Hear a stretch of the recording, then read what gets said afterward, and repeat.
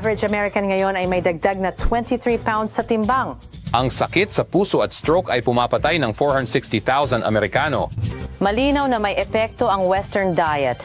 Ito dapat ang maging wake-up call natin, lumalala ang problema at tayo ang tumataba.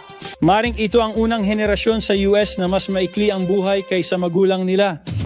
Paraming researchers ang nagsasabing kung aalisin o babawasan ang refined, processed at animal-based foods, maiiwasan at pwede pang ma-reverse ang ilan sa pinakamalulubhang sakit.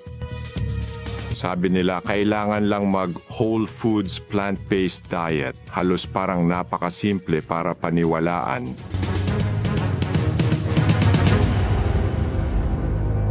Kumukuha kami ng kumpletong lipid profile ng kolesterol, ang presyo ng dugo at timbang.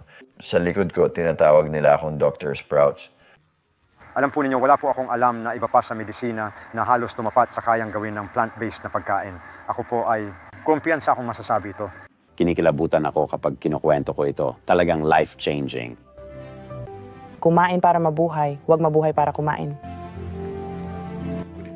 Mas mabuting kunin nyo na ang recipe niya.